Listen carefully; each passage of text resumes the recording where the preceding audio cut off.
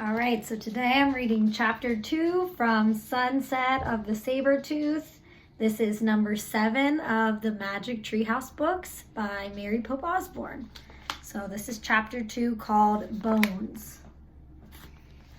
Jack, Annie, and Peanut looked outside. Snow was falling from the gray sky.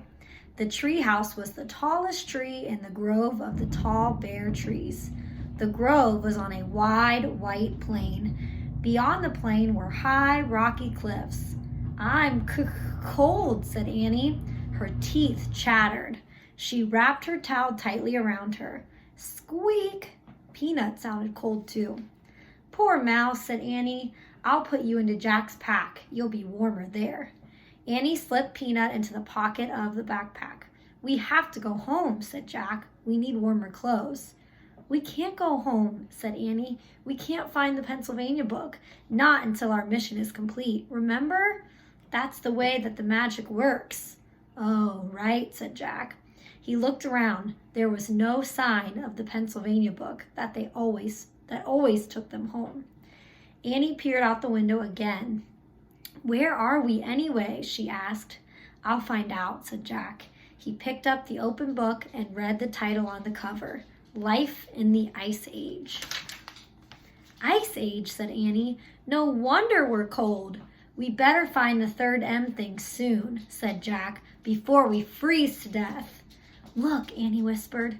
People. She pointed out the window. Jack saw them too.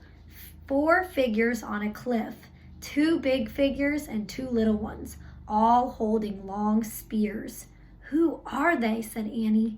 I'll look in the book, said Jack.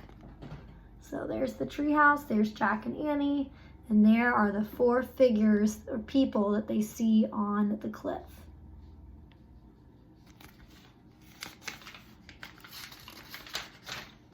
He found a picture of some people. He read the caption to Annie.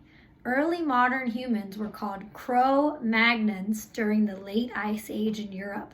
They sometimes lived in caves beneath the cliffs. Why are they carrying spears? Said Annie.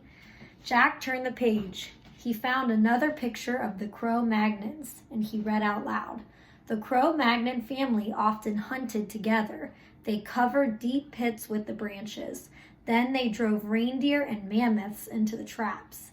Oh, trapping the animals. That's sad, said Annie. No, it's not, said Jack. They couldn't live without hunting. They didn't have supermarkets or grocery stores, you know. They watched the family disappear over to the other side of the cliff. Come on, I'm freezing, said Jack. Let's hurry and find this M thing while the Cro-Magnons are hunting. But I want to meet them, said Annie. Forget it, said Jack. They don't have books that tell them about us. They'll think we're enemies, and they'll hurl their spears at us. Yikes, said Annie. Jack put his book away. Squeak! Peanut peeked out of the backpack. Stay in there, said Annie. Jack pulled on his pack and started down the rope ladder. Annie followed. On the icy ground, they huddled together. The wind was biting. Jack put his towel over his head. Snow blew against his glasses. Hey, Jack, said Annie. Look at me. Annie had put on her swimming goggles. Now I can see, she said. Good thinking, said Jack. Now cover your head with your towel. Most of your body heat is lost through your head. Annie wrapped her towel around her head. We should find a cave or someplace warmer, said Jack. I bet there are caves in those cliffs, said Annie. She and Jack started across the white plain. The snow wasn't deep yet, but the wind was blowing very hard. I told you, Annie pointed to an opening in the rocks. A cave! They ran to it. Careful, said Jack. They stepped carefully in the shadowy cave. It was only slightly warmer inside, but at least the wind wasn't blowing. In the gray light, they stamped the snow off their sneakers. Annie took off her goggles. It smells in here, said Jack. Yeah, like a wet dog, said Annie. Let me see what I can find out, said Jack. He pulled out the Ice Age book. I'll look around, said Annie. Maybe the M thing is in here. Then we can go home and get warm again. Jack stood by the entrance so he could read the book. This cave is filled with sticks, Annie said. What? Said Jack. He didn't look up from the book. No, wait, I think they're bones, said Annie. Bones, echoed Jack. Yeah, lots of them back here, all over the floor. Jack turned the pages of his book. He found a picture of a cave with bones. I hear something, said Annie. Jack read the writing below the picture of the cave. It said, the great cave bears of the Ice Age were over 8 feet tall. These bears were larger and fiercer than today's grizzly bears. Their caves were filled with the bones of their ancestors.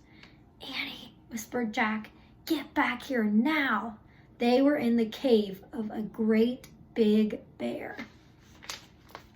All right, that's the end of chapter 2. I'll read chapter 3, Burr, next time. So stay tuned for a video on Monday.